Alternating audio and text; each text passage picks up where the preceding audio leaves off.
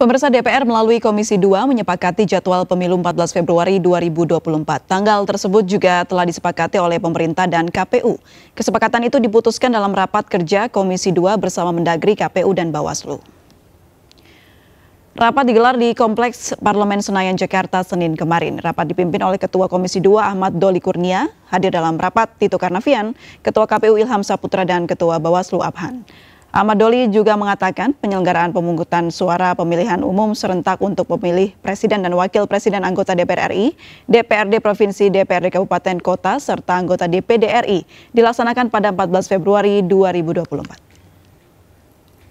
Ya, pemirsa, Tito Karnavian sebagai perwakilan pemerintah juga menyatakan kesepakatan jadwal pemilu pada 14 Februari. Tito berharap ada waktu luang penyelenggaraan KPU untuk menyiapkan pilkada yang diselenggarakan pada November. Menteri Dalam Negeri Tito Karnavian mengatakan tanggal 14 Februari sudah disepakati sehingga memberikan ruang dengan adanya pemilu pilkada serentak sesuai Undang-Undang 10 tahun 2016. Masih ada jarak waktu antara Februari menuju November jika ada putaran kedua di bulan November. Untuk diketahui 14 Februari ini merupakan usulan alternatif dari KPU. Usulan itu dikirim KPU ke DPR pada Rabu 19 Januari.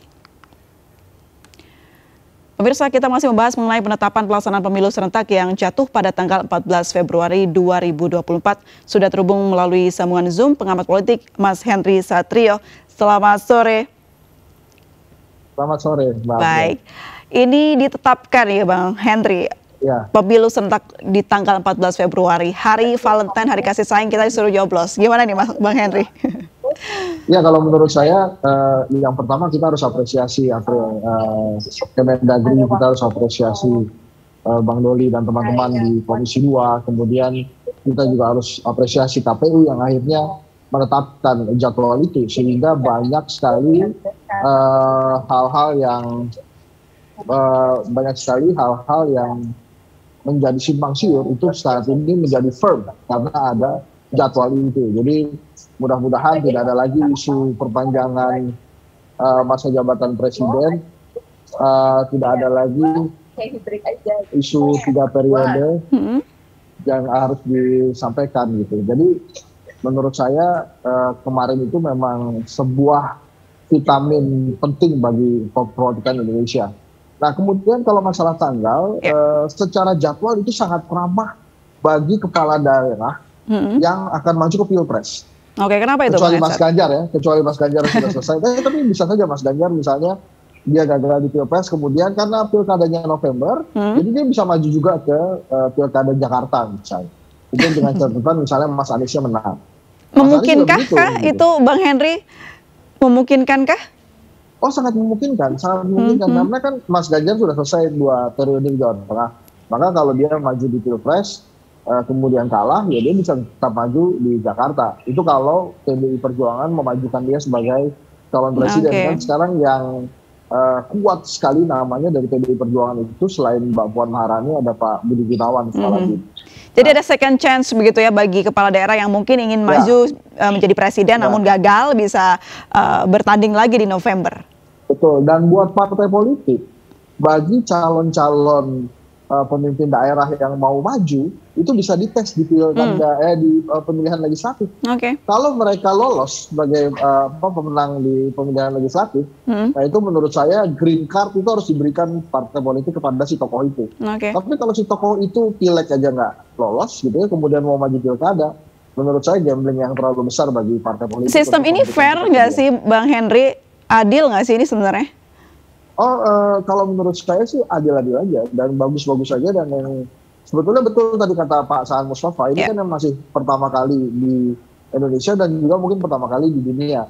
Yang perlu diantisipasi adalah faktor kelelahan yang menyebabkan beberapa banyak sekali dari anggota KPPS yang kemudian atau anggota TPS yang kemudian meninggal dunia gitu ya. Entah itu karena sakit atau apa, tapi yang jelas karena ini lebih banyak lagi dan complicated sama, mudah-mudahan KPU punya solusi untuk ini gitu.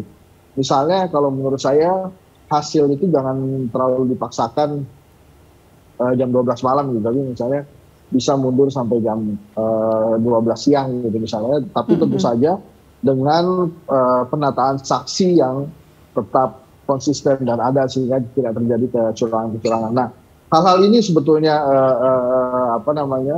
Mbak April yang bisa membuat kita bisa optimis dalam penyelenggaraan pemilu 2024 nanti. Tapi yang paling penting itu tadi sudah ada jadwalnya. Ini membuat berbagai isu yang ada di seputaran pemilu, isu-isu yang nggak jelas.